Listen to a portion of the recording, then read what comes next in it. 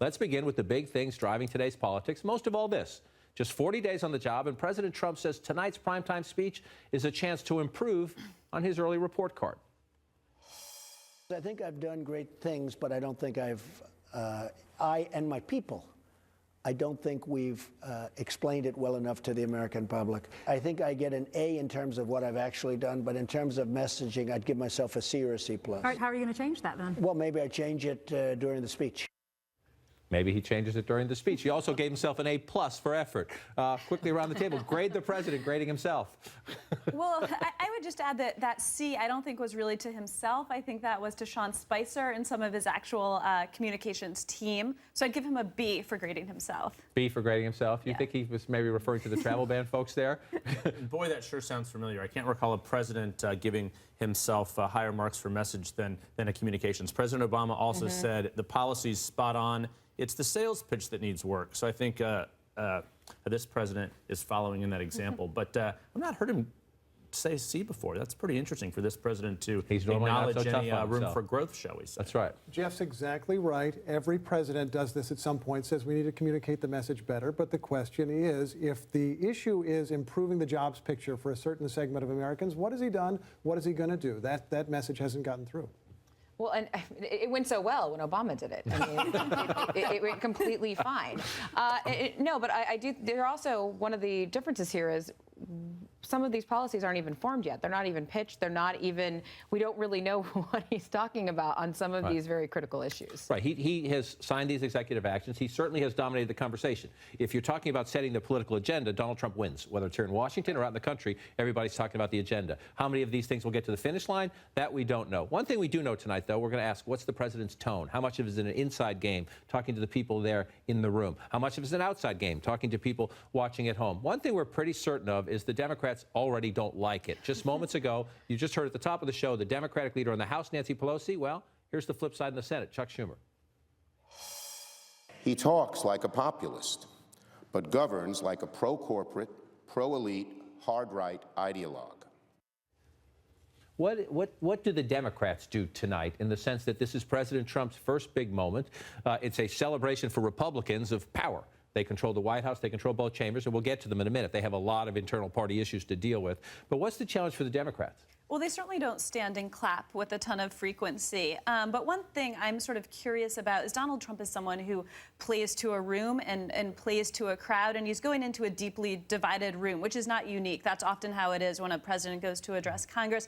But I wonder if by the Democrats just sort of not being this cheering, frenetic crowd that he's so used to can kind of affect that, interplay that he needs to elevate a speech. Can he give it with the virtual reality, like he's in an airport hangar at a rally? I mean, for him, it's a small crowd. I mean, for most politicians, that's a big room. But for him, it's a small crowd in terms of his rally speeches and other things. But look, Democrats are still, they're in a much different place than they were 6 weeks or so ago. Then we're talking about how Chuck Schumer is going to work with this president. Those things are out the window because of the activists. The left side of this party is leading the leaders, if you will. But I do think they still do not want to be obstructionists. I do think they want to find some things to have accomplishments come next year. But what would those be now?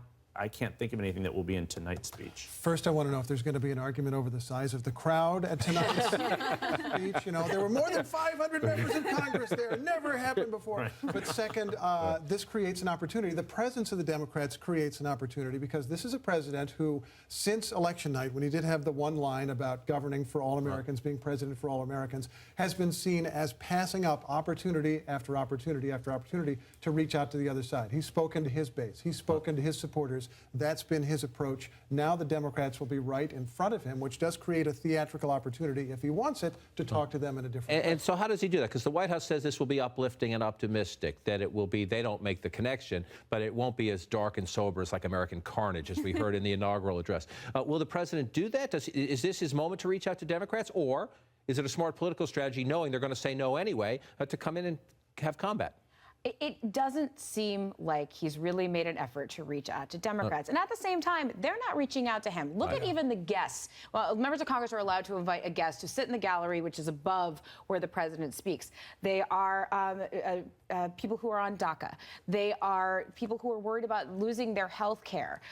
They're immigrants who may have had trouble getting into the country or have had families getting into the country. They're going in with a focus on the issues that they don't like about the president and what the president has pushed. So he's kind of walking. So at the same time, while it's hard to believe he will really meaningfully reach out to them, they're not really reaching back. It is a two-way street, let's say, not liking each other at the moment right now. It'll get overshadowed today because our focus tonight and even for the rest of this hour will be mostly on the speech. But how much does this affect the climate in Washington? It's supposed to be bipartisan investigations in both the House and the Senate into this Russia meddling and whether any Trump associates reached out to Russians, had contacts during the campaign. But already, especially on the House side, you have this.